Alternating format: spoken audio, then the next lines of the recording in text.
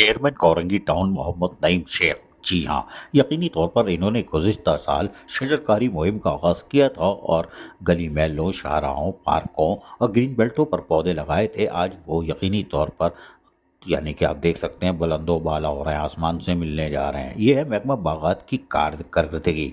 उस हमारे अफसरान और मुलाजमीन यानी डायरेक्टर मोइंजद हो, सलमान हो या ओवरसियर हो या हमारे माली, ये उनका कारनामा है कि उन्होंने इन दरख्तों की देखभाल की और आज ये फल फूल रहे हैं और यकीनी तौर पर ग्रीन बेल्ट पर ये नमूदार भी हो रहे हैं और ऊपर तक आप देख सकते हैं। यकीनी तौर पर मोहम्मद नईम शेख चेयरमैन कोरंगी टाउन ने जो दावा किया था वो दुरुस्त साबित हो भी रहा है और हम आपको दिखा भी रहे हैं कि महकमा बागात के अफसरान और मुलाजमीन ने जिस तरह इन पौधों की देखभाल की वो इनकी अहलियत सलाहियतों का एतराफ़ करवाती है। और यही वजह है कि शजरकारी मुहिम के दौरान लगाए गए पौधे आज यकीनी तौर पर ऑक्सीजन फराहम कर रहे हैं। माशाअल्लाह, हाँ सही बात है। लेकिन इन्होंने ज़्यादातर पौधे बगान के लगाए। ये बगान क्या होता है? अरे कानों के लगा देते ताकि लोग सुन भी लेते।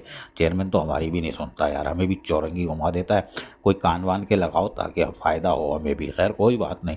लेकिन ये बात तो दुरुस्त है कि महकमा बागात के अफसरान और मुलाजमीन ने जिस तरह जारी शजरकारी मुहिम को कायम व दायम रखा और यकीनी तौर पर सिर्फ यानी चौरंगी नहीं घुमाई बल्कि अमली तौर पर ये दरख्त जो है यानी पौधे जो लगाए थे छोटे छोटे, अब आप देख सकते हैं कि वो तंदुरुस्त और तवाना है। यानी इनकी देखभाल की जा रही है। खाद, मट्टी, पानी का बंदोबस्त किया जाता है और वाटर टैंकर की मदद से जो महकमा बागात के पास है उसका दुरुस्त इस्तेमाल भी किया जाता है। यही वजह है कि महकमा बागात के पौधे आज दूर से भी आप देखें तो लहलहाते हुए नज़र आते हैं और ग्रीन बेल्ट पर। और यकीनी तौर पर अगर इसकी मज़ीद देखभाल इसी तरह की जाती रही तो इस शाहरा पर जहाँ वाटर टैंकर वगैरह खड़े हैं वो इसको और दोबाला कर देंगे। अजीज़ आरिफ, KBS बलियाती न्यूज़, कराची।